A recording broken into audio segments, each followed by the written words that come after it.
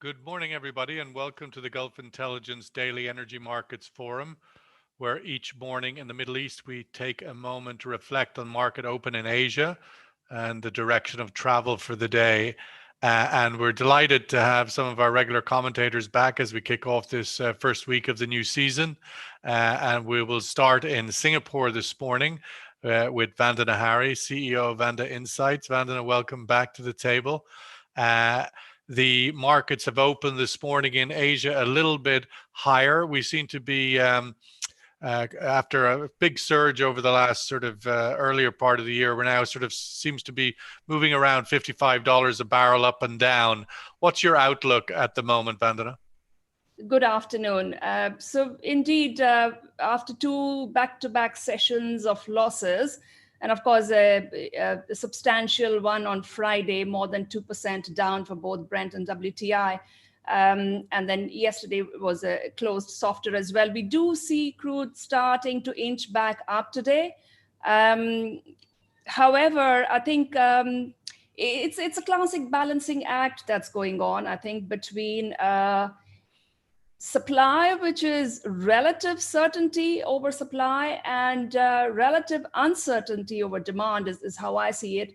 And of course, we had the Saudi bombshell in the first week. And that week, it felt to me at least like crude was just unable to look beyond that euphoria.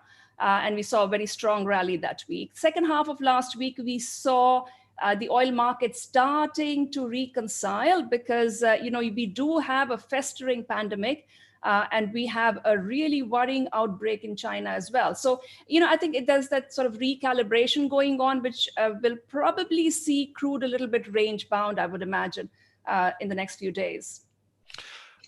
Good morning, Rustin Edwards, sitting in Geneva, head of fuel oil procurement with Euronav. Rustin, welcome back to the table. The sort of fundamentals of the market seem to be carrying over from last year, which is sort of tweaking down on the inventories while supply remains tight. We are seeing better refinery demand. Refinery runs are picking up ever so slightly as we progress. So in the last data from the EIA, we had the U.S. now at 82% utilization, which is up 3% from where it was at the end of the year. You see increased refinery utilization in Asia as well. So things are moving up. The distillate cracks are supporting a lot of that increase in runs.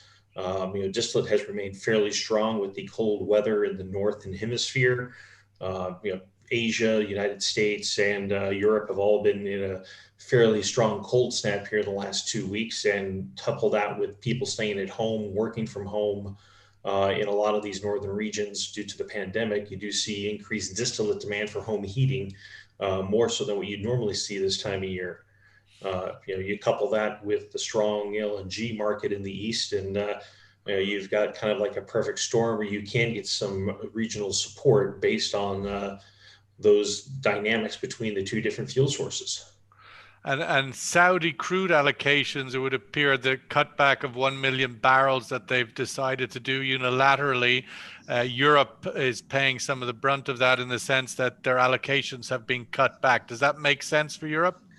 Well, it makes sense for Saudi, I think. I think Europe's going to need to get crude, but there's a lot of other places. You have Libya still with their 1.2 to 1.3 million a day now on their exports. So that's going to help soften the blow. You have the increase in Russian exports. Kazakhstan has yet to really take advantage of the relaxing of their restriction, as apparently they're having some power issues that's impacting their ability to export barrels as well. So it looks as Saudi's giving up a little bit of the space to allow Russia to find a home for their oil, to allow Libya to find a home for their oil, and possibly even West Africa to find homes for their oil. Very generous of them. It's sort of a New Year's gift to all of those less fortunate. I wonder what the real story is. Let's bring in Andrei Belyi, professor, founder, and CEO of Balesene. Andrei, good morning. Thank you for joining us. I see the light is breaking through your window, which is good. Andrei, we've some of the same themes carrying over this year, and the notable story in the headlines this morning, the Germany regretting the decision of the US to sanction Nord Stream 2. So what's your outlook on that project and others? Well, I always said Nord Stream 2 is not a secure project. It certainly has a number of impediments, including the US sanctions, and the service companies are not sure to risk actually their capital. At the same time, there is nothing that Russia loses in case of the Nord Stream 2 cancellation. Yeah? In reality, gas demand will not skyrocket, and basically, hopefully, it will rebound like it rebounds now, but there's no game changer in the Nord Stream 2. Neither there is a game changer for overall picture of Russian relations with Ukraine or other countries where the transit flows are declining anyhow. There is no Russia's domination on European markets. They are very much liquid, and there's not going to be any major effect on prices apart of short-term psychological effect. Is Biden a game changer for the Nord Stream 2 project, or is it, what's the dynamic there? I think Biden will not change his stance towards Nord Stream 2 project, just the rhetoric gonna be different. They will use human rights dimension instead of any other dimension. The human rights dimension will be pretty strong. First of all, Biden want to play this card. On another hand, we saw a couple of days ago one of the major oppositioners coming to Moscow from Germany. Alexei Navalny. Alexei Navalny, and then he is immediately put in jail. So that basically shows that that a dialogue between Moscow and Washington going to be very difficult. I mean, I was going to follow up on that, the case of Alexei Navalny. What kind of thorn is that into the side of even European, somewhat embarrassing for Germany now, having hosted Navalny and his health recovery? Do we all just stand on the sidelines and watch while he's persecuted, or is there any support, do you think, or how does that impact European-Russian relations? Again, it will impact on the level of symbols, because Europe will again speak about sanctions, maybe even introduce new sanctions. It's going to be more difficult for Russian major companies to play in the European market, because each time it will be pointed out, look how they behave, why would you conclude an agreement with them? And the pressure might be even bigger than we think. But so far, is there any place where this is actually a threat to Putin? I mean, does Navalny have a scale of support internally that could in any way destabilize Russia in this year? I mean, looking forward, not tomorrow, but... I don't think that Navalny represents a real threat to Putin, not because Kremlin is very popular, but because Navalny is somebody who repulsed many. He is not entirely liberal as he is portrayed, and therefore people are very much reluctant. But there is an interesting part of the story, is that Navalny, as he is the only oppositioner who is remaining in the spectrum. All others are either silent, or they exiled, or anything else. So are there other options? You're either quiet or exiled, or you're dead, perhaps, is the middle one. And then in this case, one may hypothesize that there are some internal forces in the Russian political system who support Navalny case. For what reasons and who they are, I would not know. Interesting. Yeah, it seemed a rather spectacular move for him to return to what was almost certain prison, which is what it's turned out to be. Meanwhile, back at the ranch, Vandana, looking into Asia and trying to sort of take a outlook for the year ahead, of course, first time we've had you guys on the session as we kick off this week. Welcome your kind of longer term views for 2021. Inevitably holding OPEC plus together seems to me like one of the big question marks of the year. So look, OPEC, non-OPEC, they will definitely stick together. I don't have any doubts about that. It's in everybody's interest. I have been talking again, including on your show, about the tensions which are becoming quite clear within that group. And I think what the Saudis did in the first week of January, to my mind, is it just proves that, why is it that the kingdom couldn't even take the likes of UAE and Kuwait with it, and had to go it alone. That tells me that there's probably a slightly more drifting apart between the Russian view in terms of tapering as we go through 2021 and the Saudi view that's happening. So what I said earlier as well in your webinar last week was that I will watch out for what happens at the beginning of March, because that's when the Saudis will have to think about presumably they would want to bring that 1 million back into the market, and at the same time there will be 18 other OPEC non-OPEC members who are under the quota system, who will also want to put more oil onto the market, conceivably up to collectively another 1 million barrels per day, the one that they had held back over February and March. So, to my mind, the question is, can the market in April accommodate, or does it really need another, potentially up to 2 million barrels per day coming back into the market? And let's not forget, April is, sort of the shoulder season. A lot of refiners go for a turnaround during spring. So, again, watch very, very carefully. I think the markets reacted quite exuberantly to what the Saudis did. I don't think that the markets were looking beyond their nose as to what the implications of this are, down the road. But it seems to me that there's no shortage of possible challenges to navigate. I mean, there's generally a sentiment coming into 2020. OPEC Plus has done a great job. All the wind is in their sails as demand recovers. And to a certain extent, that has certainly been true up till now. But moving forward, Biden administration, the potential for Iran to recover some of its opportunity to export oil, even Venezuela perhaps. So there is, and then there's obviously everybody else, shale coming back at $55.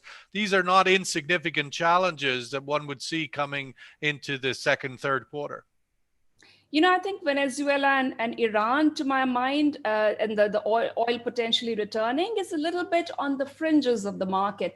I believe, as Biden is inaugurated tomorrow, I believe the market will be, first of all, focused.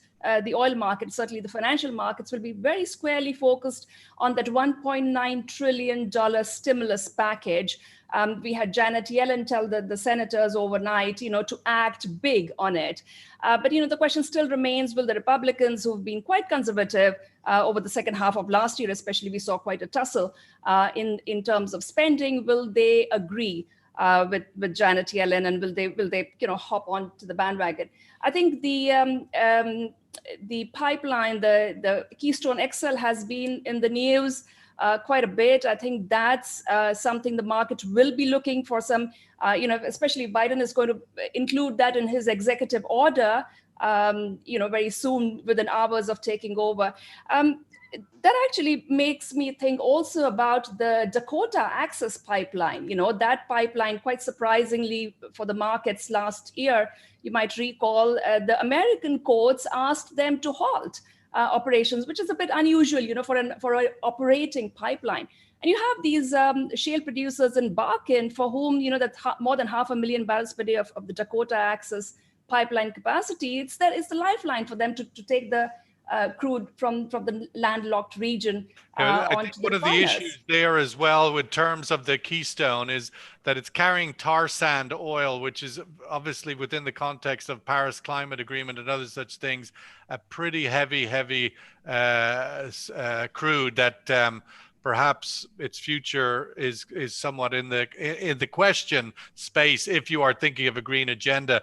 Rustin, all things shipping, thinking of the year ahead, it looks like shippers are back in the money. What's your sense for where things might move in the coming months? Well, we've definitely seen a very strong market for LNG tankers. I mean, I wish I had a few. Yeah, they have accelerated past the high levels that were talked about VLCCs this time last year. $350,000 a day TCE equivalent. But there is only so many of those ships around, and with the logistics constraints, I mean, that's going to continue probably going strong going forward.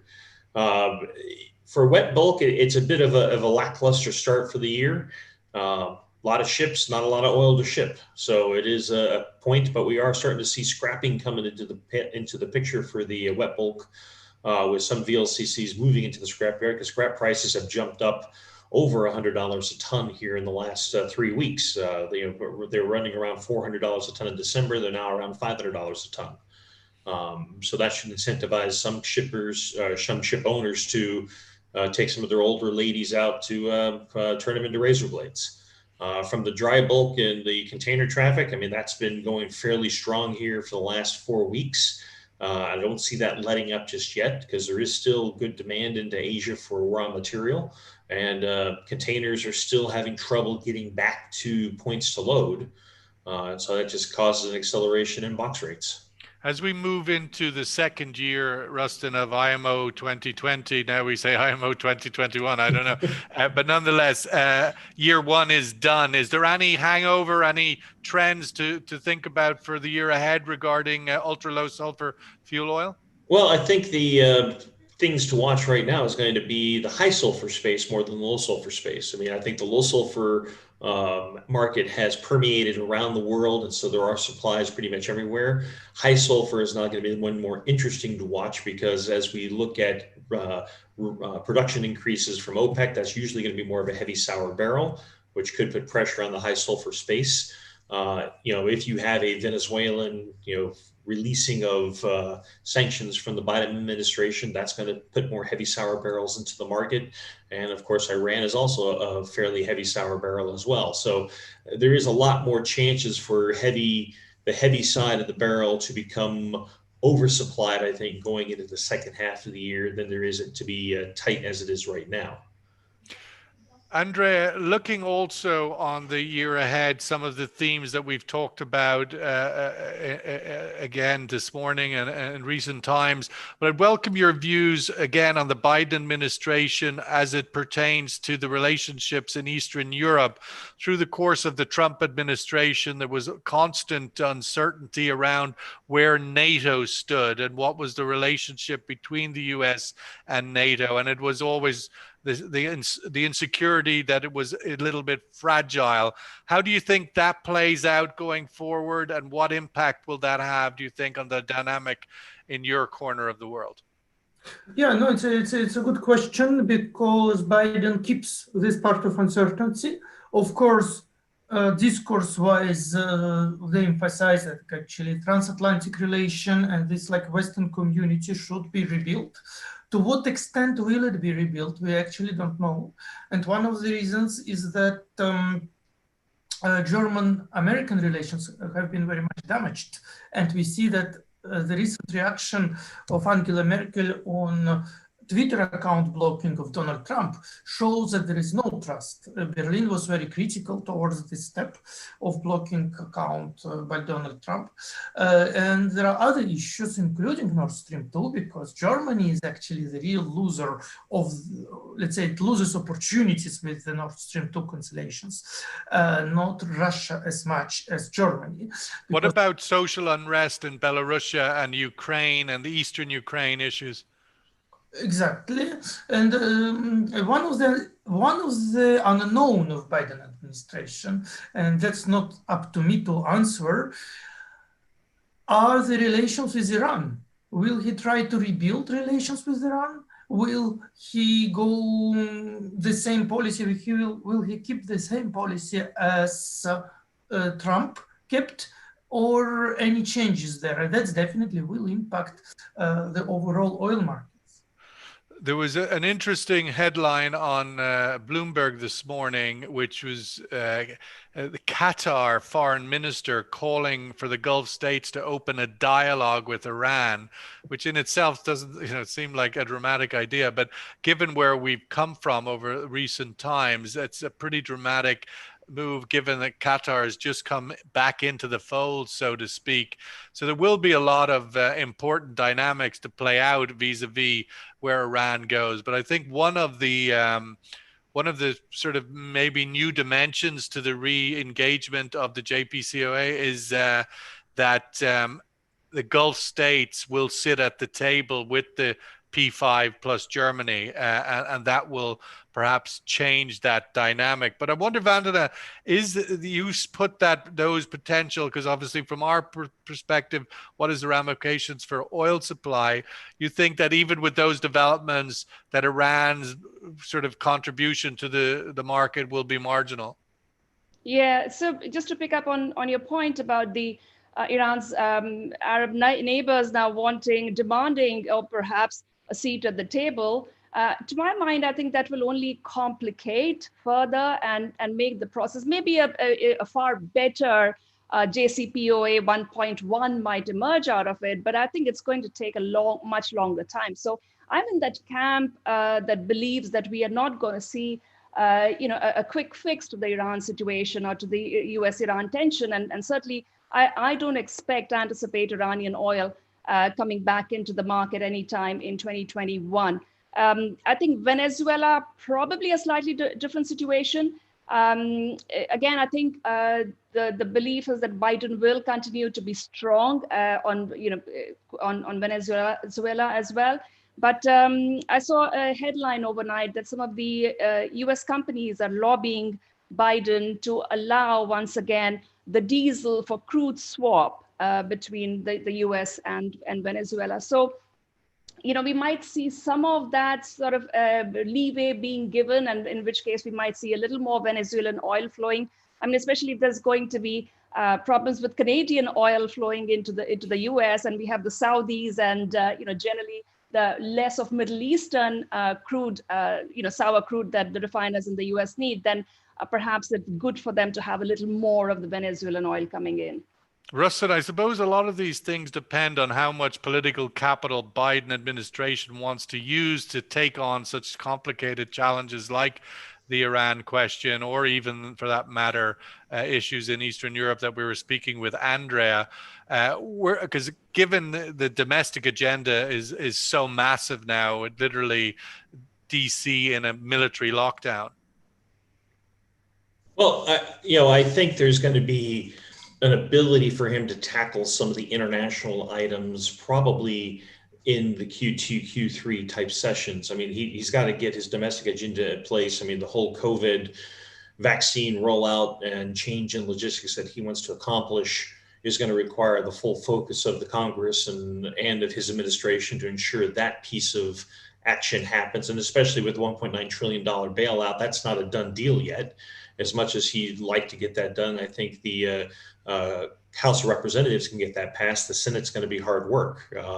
He doesn't have. But it does seem to me that in the midst of all of this, Mitch McConnell still remains a major power broker for all of these issues, to give him cover to go abroad, how difficult he's going to make things for him at home. Will he support the Trump conviction? Will he not? I mean, it does seem like every answer nearly comes back to Mitch McConnell. Well, it's a split Congress. It's not a majority. Yes, you have the 50-50 split with the vice president with the deciding vote, but that's very hard to get any legislation passed in that type of Congress. You can really obfuscate the process through procedural process games and whatever to keep things bottled up. I think it's rather shrewd that Pelosi hasn't sent the impeachment to the Senate just yet. Because if that hits the floor, it's going to gum up the works. Because I think what you'll end up seeing there is the Republican side of the fence grind the Senate activity to the halt to keep the trial as the only business they're doing. Yeah. And they can Well, it drag seems that like trial if on. you're not getting 17 senators, why would you bring the articles to the floor? Because ultimately, what it does is that it gives Trump the opportunity to be not convicted and to claim a victory with that. If you're a Democrat, that doesn't seem to make a lot of sense. No. Let's go to the survey question before we get last word from everybody. This is really about sort of flying in the face of all of the kind of optimism this year. What is possible black swan event that could threaten demand recovery in 2021? China gets second wave of COVID. Vanda referenced that in her opening comments. There has been more than 100 infections a day over the last week in the northern part of China. U.S. political turmoil, we've just been talking about that with Rustin, and where is that going to go? You start off a new presidency with the last president on trial and about 200 to 300 Americans queuing up at courts to go on trial after they invaded this White House. So that's all going to play out over the coming months. And of course, the vaccine rollouts, they are critical and are stalling and stumbling in different places. So what's your possible black swan event to threaten demand recovery in 2021? And I know there isn't all of the above options. So perhaps just choose one that you think is probably the most important. And we'll go around the table. Vandana, if you were to sort of take that idea, the black swan, and think about the year ahead, what we're not, everybody's pointing at one direction now, vaccine recovery, everything's back to normal. Where would you point in another direction to say, well, just not so fast? Yeah, so Sean, I think hurdles in the rollout of vaccines and, patchy rollout, of course, different countries across the world have different capabilities financially and logistically in rolling it out. I think to a large extent, and we've been discussing this over the last few months of last year as well, right? And that was expected. That's not really, it shouldn't be a shock for the market. But to my mind, I think I would point our viewers in the direction of, keeping an eye on these three more virulent strains that are already going around the world, one from Brazil, one from South Africa, and one, well, not from, but at least initially identified in these countries, and UK. And, so far we have had sort of reassuring statements from scientists and doctors that, yes, the current vaccines will be, they've been tentatively saying that they will be effective against these strains, but we have to keep our minds open about this. Of course, we want to be positive and we want to be optimistic, but what if this is the constantly mutating, and all viruses are constantly mutating? What if there is a mutation that just needs us to go back to the drawing board with regards to vaccines? So, I think, to my mind, that is a major joker in the pack going forward. I mean, I think regardless of where that plays out, I think we're already, Rustin, on a path to hospitals being overwhelmed, where I saw there was some reporting out of the UK where the medical people are looking for indemnity against lawsuits because they're going to have to face making choices on who they're going to treat because their hospital capacity will be overwhelmed in the coming weeks. Rustin, your sort of outlook year ahead, possible black swans that might be worth keeping an eye on? Well, I think the vaccine logistics are probably the biggest one. That's what I voted for. I think that one is going to be the, are we over-promising and under-delivering? A lot of people are expecting to see, by the end of the Q2, by the summer. I mean, Switzerland has a desire that they're going to have 70% of the population vaccinated by the end of May. Yet we don't have that many vaccines sitting in stock just yet. So that is probably where the desire to have everybody vaccinated as soon as possible and the actual releasing of the vaccines into the populations are going to cause, I think, the biggest letdown for a lot of people, especially when they're looking for oil demand to come screaming back in Q3, Q4. Well, flying as well, particularly when you talk about jet fuels, that means you need to have somewhere to go. And if the other country doesn't have vaccinations, I mean, 1.5 billion Indians just starting a vaccine. I mean, how long will that take? I mean, that's a logistics scale that is hard to comprehend.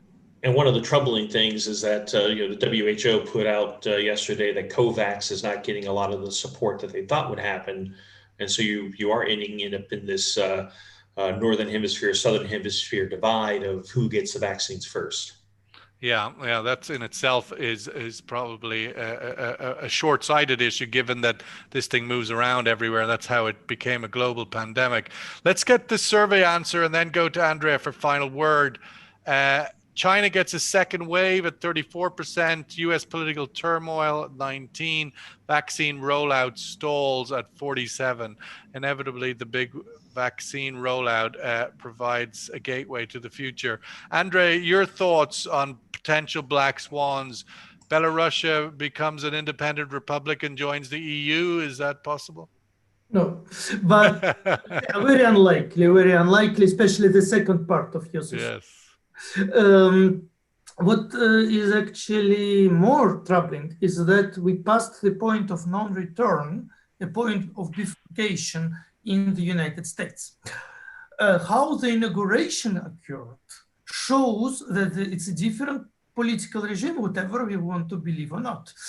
As you rightly said, we are having an inauguration amid all these trials. And that basically means that actually we are moving towards a bigger or even deeper internal societal division in the US than actually used to be in Trump's era.